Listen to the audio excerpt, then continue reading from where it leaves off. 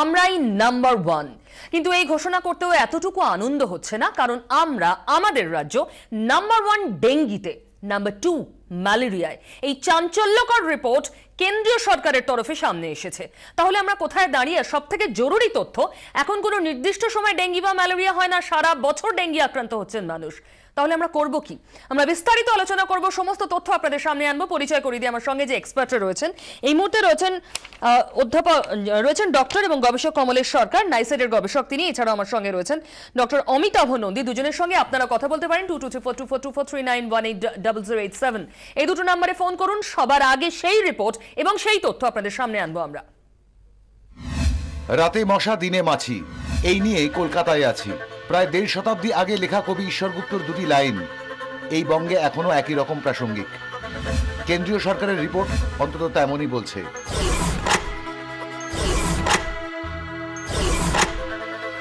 মশাবাহিত রোগ দমনে রাজ্য সরকার পুরসভার হরেক কর্মসূচি, ঢালাও প্রচার। তারপরেও কেন্দ্রীয় স্বাস্থ্য মন্ত্রকের অধীন national vector borne disease control প্রোগ্রামের ওয়েবসাইটে বাংলার নামে জলজল করছে সেরার শিরোপা। গত বছর সারা দেশের মধ্যে পশ্চিমবঙ্গে ডেঙ্গি আক্রান্তের সংখ্যা ছিল সবচেয়ে বেশি, 17,702। তারপর পাঞ্জাব এবং ওড়িশা। ডেঙ্গিতে মৃত্যুর সংখ্যায় এ রাজ্য দ্বিতীয়, উত্তরপ্রদেশ 42, পশ্চিমবঙ্গ 34 এবং মহারাষ্ট্র 32। এবার দেখা যাক গত 5 বছরের পরিসংখ্যান কি বলছে। 2012, 13, 14 এই 3 বছরে রাজ্যে ডেঙ্গি আক্রান্তের সংখ্যা ক্রমশ কমছিল। 2015 থেকে প্রতি বছরে তা দ্বিগুণেরও বেশি বাড়তে শুরু করেছে। ডেঙ্গিতে মৃত্যুর ঘটনাতেও একই ট্রেন্ড। 2012, 13, 14 এই 3 বছরে রাজ্যে ডেঙ্গিতে মৃত্যুর সংখ্যা ক্রমশ কমে আসে। 2015 থেকে প্রতি বছর তা কখনো 3 গুণ, কখনো দ্বিগুণ বেড়েছে। পরিস্থিতি মোকাবিলায় এবছর এখনো পর্যন্ত ডেঙ্গি নির্ণয়ে পশ্চিমবঙ্গে 500 আইজিএম কিট বরাদ্দ করেছে কেন্দ্র। দিল্লি, মহারাষ্ট্র, কর্ণাটকের পর পশ্চিমবঙ্গ এবং তামিলনাড়ু সবচেয়ে বেশি আইজিএম কিট পাচ্ছে। এবার দেখা যাক কি বলছে malaria. National vector borne disease control প্রোগ্রামের প্রভিশনাল রিপোর্টে বলা হয়েছে, গত বছর সারা দেশের মধ্যে ম্যালেরিয়ায় মৃত্যুর সংখ্যায় এ রাজ্য দ্বিতীয়, ওড়িশা 77, পশ্চিমবঙ্গ 59 এবং মেঘালয় 44। একবার দেখা যাক গত 3 বছরের পরিসংখ্যান কি বলছে। 2014 থেকে 2016 এই 3 বছরে অন্যান্য রাজ্যের তুলনায় এ রাজ্যে ম্যালেরিয়ার মৃত্যু পরিস্থিতি ক্রমশ খারাপ হয়েছে। রাজ্য সরকারগুলির দেওয়া তথ্যের ভিত্তিতেই তৈরি হয়েছে national vector borne disease control প্রোগ্রামের এই রিপোর্ট। তা চোখে আঙুল দিয়ে দেখিয়ে দিচ্ছে মশা যাতে না কামড়ায় সেজন্য সতর্ক থাকতে হবে আপনাকেই। সন্দীপ সরকারের রিপোর্ট, 24 ঘন্টা। আমি শুরুতেই ডক্টর নন্দীর কাছে আসবো। এটা তো চমকে দেওয়ার মতো তথ্য। ডেঙ্গিতে আমরা মোকাবিলা করছি, সংখ্যাটা কমছে ক্রমশ, এরকম ঘোষণাই তো আমরা শুনে এসেছি, কিন্তু সত্যি আমরা 1 নম্বর ডেঙ্গি আক্রান্ততে। অ্যাকচুয়ালি আমরা যদি দেখি ডেঙ্গি বলো, এই যে ভেক্টর বোর্ন ডিজিজ মানে মশাবাহিত যেসব অসুখ আছে, ম্যালেরিয়া হোক, ডেঙ্গি হোক, কালাজ্বর হোক, এগুলো এর একটা ন্যাচারাল হিস্ট্রি আছে। কখনো বাড়ে, কখনো কমে, অনেকগুলো ফ্যাক্টর তার মধ্যে প্লে করে। সেখানে যেমন মানে ম্যানমেড মনুষ্যজনিত কিছু ফ্যাক্টরস আছে, আবার ন্যাচারাল ফ্যাক্টরসও আছে। ন্যাচারাল ক্লাইমেটিক কন্ডিশন থেকে শুরু করে ইমিউনিটি, পপুলেশন, কমিউনিটি লেভেলে ইমিউনিটি, মানে প্রত্যেক মানুষের মধ্যে কত অ্যান্টিবডি আছে। যে বছর দেখা যাবে যে বছরে সবচেয়ে বেশি সেই অসুখটা হবে, তখন বেশিরভাগ মানুষ তার শরীরে অ্যান্টিবডি তৈরি হয়ে যায়, সেটা প্রোটেকশন দেয় কিছুদিন। তো আগামী তার পরের বছরে কিন্তু সেটা কমে যাওয়ার কথা, অতটা হওয়ার কথা নয়। সেটা কিন্তু আমাদের ব্যবস্থাপনার সাকসেস নয়, সেটা ন্যাচারাল ওয়েতেই সেটা কমবে। আচ্ছা, তো অবশ্য সেখানে ডিপেন্ড করে যে কতদিন এই অ্যান্টিবডিটা থাকে শরীরে। প্রোটেকশনটা অনেক সময় হয় একটা লং লাস্টিং ইমিউনিটি দেয়, যেমন ধরো একটা small pox life long immunity দিল। কিন্তু ডেঙ্গি বলো, ম্যালেরিয়া কত 3 মাস থেকে 6 মাস একটা ওই পার্টিকুলার প্যারাসাইটের এগেইনস্টে ইমিউনিটি দেয়, মানে তারপরে আমরা আবার এক্সপোজ হয়ে যাচ্ছি। তো এইটা ভ্যারি করে পেশেন্ট, মানে ডিজিজ টু ডিজিজ। কিন্তু ইন জেনারেল যেটা দেখা যায়, এই কমিউনিটির লেভেলের মানুষের রোগ প্রতিরোধ করার ক্ষমতা একটা মস্ত বড় ফ্যাক্টর প্লে করে না। কিন্তু যখন এখানে আমরা এই ধরুন 3 মাস 6 মাস একটা পিরিয়ডের পরে আবার প্রোন হয়ে যাচ্ছি ওই ডেঙ্গি বা ম্যালেরিয়ার ক্ষেত্রে, তখনই তো প্রশাসনের রোলটা বড় প্রয়োজন হয়ে পড়ে। এইখানে হচ্ছে যে এই ইমিউনিটির সঙ্গে, কারণ তখন উল্টো দিক থেকে প্রতিরোধটা করতে হবে। মানে কি, সেখানে হচ্ছে কি না, আমার এই ইমিউনিটিটাকে যদি মাথায় রাখি, আমরা ইমিউনিটি ডায়নামিক্সটা দেখছি, এখানে অ্যাড করতে হবে মশার ডায়নামিক্স। যে ভেক্টর, মশা কত বাড়ছে কত কমছে, সুতরাং আমাকে সেইটাকে মনিটর করার অনেক এই প্যারামিটার্স, এই ইন্ডিকেটার্স, এইগুলোকে নিয়ে ইটস এ ভেরি সায়েন্টিফিক এবং কমপ্লিকেটেড ক্যালকুলেশন, ক্যালকুলেটেড ওয়েতে এগোতে হয়। আমি বলে দিলাম এই করব সেই করব, এটা করলে হয় না। মানে সেরকম সত্যি এত সায়েন্টিফিক উপায় অবলম্বন করে ক্যালকুলেশন করে আজ অবধি আমরা এরকম হয়েছে? মানে আপনার অভিজ্ঞতা কি বলে? না, আমার মনে হয় যে অনেক কিছু আমাদের অনেক ভাবনা চিন্তার জায়গা রয়েছে, কিন্তু অনেক ভাবনা চিন্তার জায়গা রয়েছে ঘোষণা এবং বাস্তবের মধ্যে। আমি আসবো আপনার কাছে। সায়েন্সটাকে নিয়ে কাজ করতে হবে, সায়েন্স মানতেই হবে। ঘোষণা হয় কিন্তু সায়েন্সটা মাথায় না রেখে। ডক্টর নন্দীর মোদ্দা বক্তব্য এটাই। ডক্টর সরকার, আপনি কি বলবেন? মানে সত্যি তো এটা মারাত্মক। কেন্দ্রের রিপোর্ট আসছে পশ্চিমবঙ্গ নাম্বার 1 ডেঙ্গিতে, নাম্বার 2 ম্যালেরিয়ায়। হ্যাঁ, সেটা নিশ্চয়ই দুর্ভাগ্যজনক। আমাদেরকে সন্তুষ্টির তো কোনো জায়গায় নেই। আমাদেরকে আরও ঠিকঠাকভাবে সায়েন্টিফিক ওয়েতে ইন্টারভেনশন প্রোগ্রাম যেভাবে করা উচিত সেটা করতে হবে, নজরদারি দিতে হবে। তো কতগুলো ফ্যাক্টর যেগুলো আমাদেরকে চিন্তাভাবনা করতে হবে বা করা হয়নি হয়তো সাফিসিয়েন্টলি, সেগুলো আমি বলবো। একটা হচ্ছে পপুলেশন মোবিলিটি, পপুলেশন মুভমেন্ট। আজকের দিনে লোক এক দেশ থেকে আরেক দেশে যাচ্ছে, বা ইন মাইগ্রেশন আউট মাইগ্রেশন হচ্ছে, ইকোনমিক অপরচুনিটি বা ইন্ডাস্ট্রিয়ালাইজেশন, এগুলো ডেফিনেটলি বিরাট ফ্যাক্টর। ইডিস ইজিপ্টি, যেটা ডেঙ্গির জন্য এই যে প্লাস্টিক কন্টেইনারের ইনক্রিজিং ইউজ, তাতে সেখানে বৃষ্টির জল পড়ছে, জমা হচ্ছে, এইগুলো সমস্ত কিছু, এগুলো সাফিসিয়েন্টলি প্ল্যানিং ওয়েতে যদি আমি আরবানাইজেশন বা কন্ট্রোল ওয়েতে না করি, তাহলে এটা কন্ট্রোল করা ডেফিনেটলি মুশকিল। এটা যেমন ধরুন খুব মাইক্রো লেভেলে ব্যক্তিগত স্তরে আমারও দায়িত্ব এটা করা, এটা আমার চারপাশটা যাতে ভালো থাকে, দূষণ না ছড়ায়, মশা না জন্মাতে পারে, তেমনই তো আমার যে বডি, লোকাল বডি প্রশাসন রয়েছে পুরসভার ক্ষেত্রে তো এটা একটা বড় দায়িত্ব। নিশ্চয়ই। তো তারা কি আপনাদের সঙ্গে যখন এই ধরনের বিভিন্ন প্রোগ্রাম ঘোষণা করা হয়, আপনাদের কি কনফিডেন্স নেওয়া হয় বা আলোচনা করা হয়? এরকম কোনো অভিজ্ঞতা রয়েছে? আনফরচুনেটলি সেই কোঅর্ডিনেশনটা নেই। মানে এটা শুধু আমাদের ওয়েস্ট বেঙ্গল নয়, আমি থ্রু আউট দ্য কান্ট্রি যদি বলেন কম বেশি, হয়তো সাউথের স্টেটগুলোতে একটু বেটার আছে কোঅর্ডিনেশন, কারণ ওদের যদি আপনি হেলথ স্ট্যাটিস্টিক্স দেখেন তারা কিন্তু আমাদের থেকে অনেকটা বেটার। সমস্ত ইন্ডিকেটরগুলো যদি দেখেন, কেরালা হচ্ছে নাম্বার 1 স্টেট।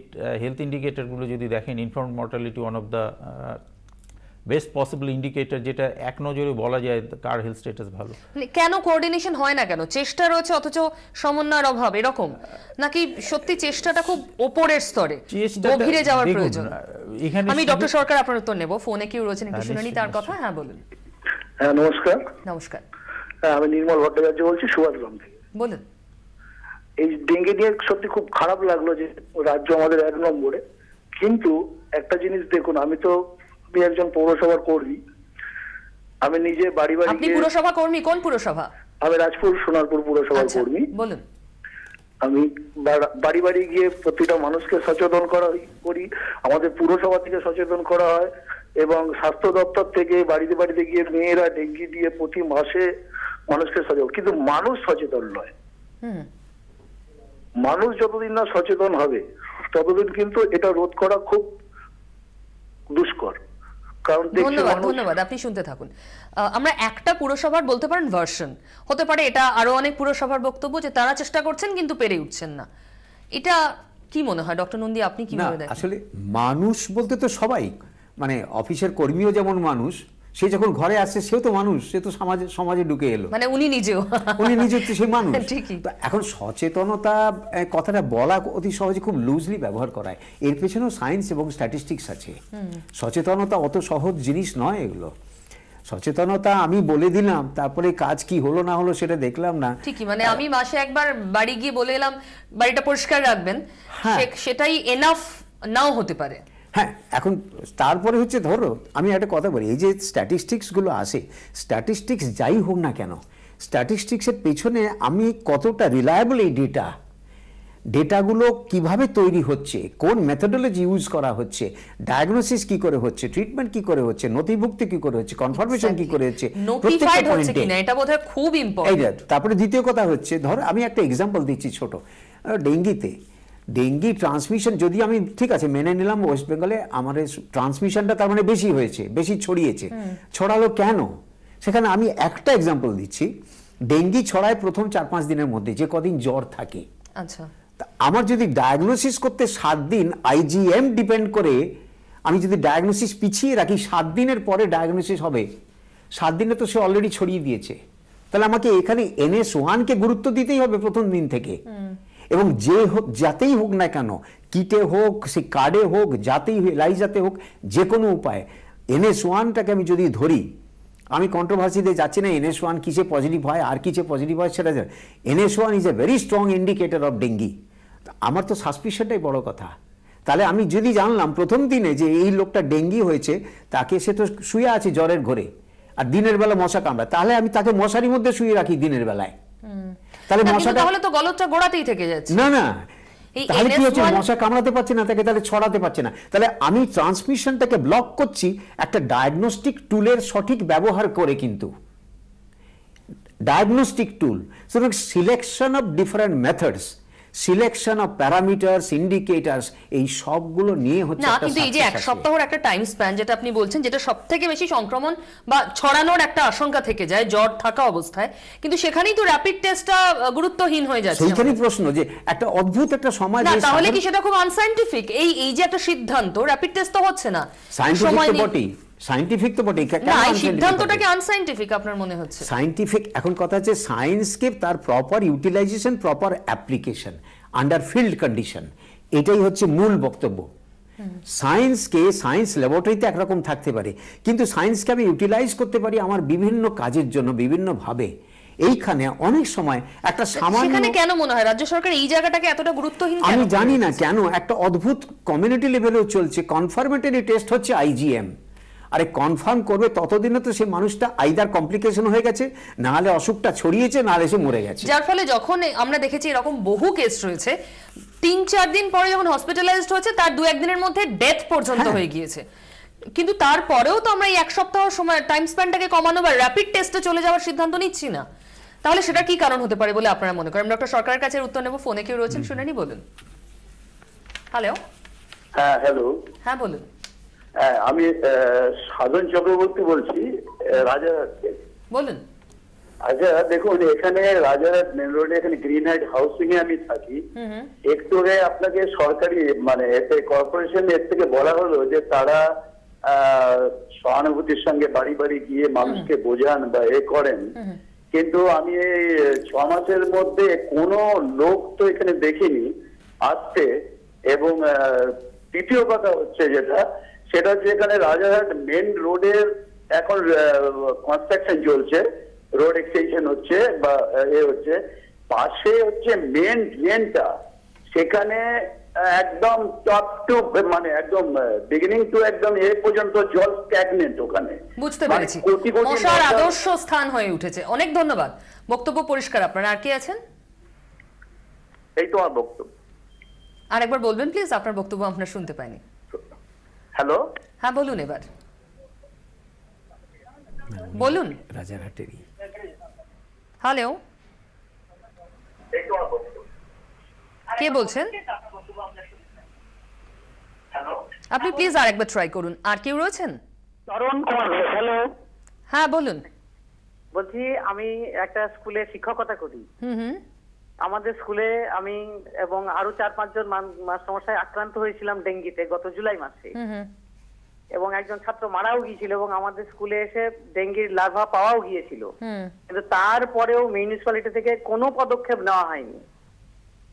বুঝতে পেরেছি। সরকারি ভাবে কোনো পদক্ষেপ নেওয়া হচ্ছে না, এইটা সরকারের কাছে কোনো বার্তা দেওয়া যায় কি? নিশ্চয়ই, বার্তা দিতেই তো আমাদের অনুষ্ঠান। অনেক ধন্যবাদ, আপনি ফোন করেছেন ডক্টর সরকার। মানুষের অভিজ্ঞতা তো এরকম নয় যে প্রশাসন খুব সচেতন, তাদের খুব সক্রিয় হয়ে এটা আটকানোর চেষ্টা করছে, অথচ এই এক সপ্তাহ টাইম স্প্যান, যেটা আমরা অনেকে জানিও না, খুব গুরুত্বপূর্ণ। হ্যাঁ, স্যার যেটা বললেন সেটা ঠিকই বলেছেন। আমার প্রথম 4 দিন, যেটা ভাইরেমিয়া বলে, ব্লাডের মধ্যে ভাইরাসটা থাকে, সে সময়তে অনেক সময় টেস্ট যে সবসময় পজিটিভ হবে তার হয়তো রিয়েল ডেঙ্গি ভাইরাস টেস্টে সবসময় পজিটিভ হয় না। এটা মানে অনেক ক্লিনিশিয়ানই এই টেস্টিংয়ের ইন্টারপ্রিটেশনটা সঠিকভাবে জানেন না, বা জানলেও অ্যাপ্লিকেশন ঠিকমতো করে না। আমাকে ডিজিজ ট্রান্সমিশনটা আটকাতে গেলে এই প্রথম যে ম্যান অ্যান্ড মসকুইটো, এই কন্ট্যাক্টটাকে কিন্তু বন্ধ করতে হবে। সেটা ডেঙ্গিতে ধরা পড়ুক না, আমি যদি সাসপেক্ট করি এটা ডেঙ্গি, তাহলেই আমাকে ওই প্রিভেনশন মেজারটা নিতে হবে। এটা 1 নম্বর। আরেকটা হচ্ছে আমাদের বোধহয় সারা বছর অ্যান্টি মসকুইটো মেজার নেওয়া উচিত। মানে ডিউরিং ইন্টার এপিডেমিক পিরিয়ড, দুটো এপিডেমিক যখন হচ্ছে মাঝখানে, সেখানে মশাগুলো কোথায় থাকে, এনভায়রনমেন্টের মধ্যেই থাকে। আর ডেঙ্গির মধ্যে একটা জিনিস হচ্ছে ট্রান্স ওভারিয়াল মাইগ্রেশন হয়, অর্থাৎ মশা যে ডিম পারে সেই ডিম থেকে নেক্সট জেনারেশনের মধ্যে কিন্তু ট্রান্সমিশন হয়। সুতরাং এটা মাথায় রেখে আমাকে ইন্টারভেনশন সেইভাবে নিতে হবে। ইন্টার এপিডেমিক পিরিয়ডে কি হয় আমাকে সার্চ করে বের করার চেষ্টা করা উচিত। মানে যখন শুধুমাত্র বেশ কয়েকটা কেস সামনে এলো তখন হই হই না করে এটা একটা সারা বছর ধরে অ্যাক্টিভিটিস থেকে করা উচিত। এবং সেখানেই কোথাও একটা গলদ থেকে যাচ্ছে অন্তত যারা ফোন করছে।